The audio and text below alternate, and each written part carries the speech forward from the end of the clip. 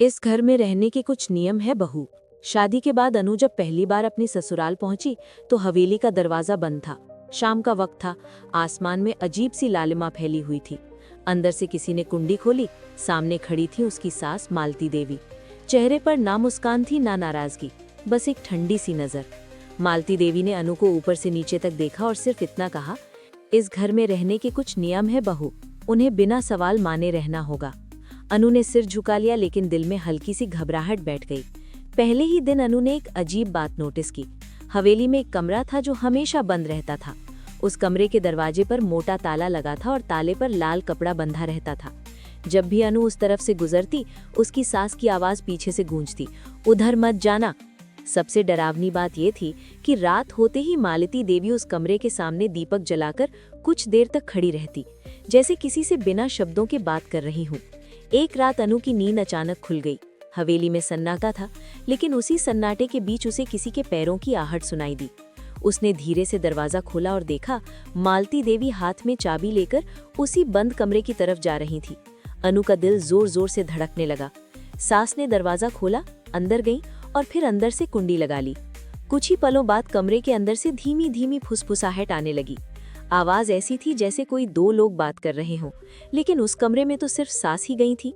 अगली सुबह अनु ने अपने पति राहुल से उस कमरे के बारे में पूछा। राहुल का चेहरा सफेद पड़ गया। उसने इधर उधर देखा और धीरे से बोला, उस कमरे की बात फिर कभी मत करना, माँ को पसंद नहीं है। इतना कहकर वो कमरे से बाहर चला गया। अनु को पहली बार लगा कि उसका पति भी उससे कुछ छुपा रहा है। दिन बीतते गई, लेकिन अजीब घटनाएं बढ़ती चली गईं। कभी अनु को रसोई में किसी के रोने की आवाज सुनाई दी थी, कभी आईने में उसे किसी औरत की परछाई दिखती।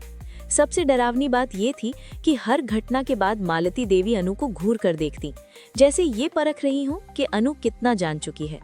एक शाम अनु ने अलमारी साफ करते हुए एक पुरानी चाबी देखी।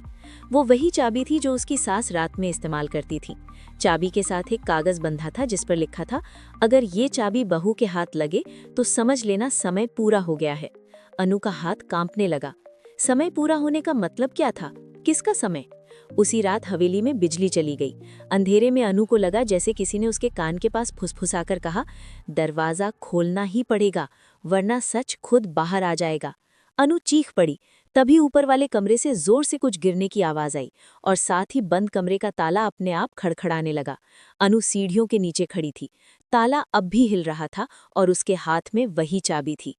अब सवाल ये है, उस कमरे में आखिर है कौन? मालती देवी हर रात किससे बात करती हैं? समय पूरा हो गया का मतलब क्या है? और क्या अनु वो दरवाजा खोलेगी?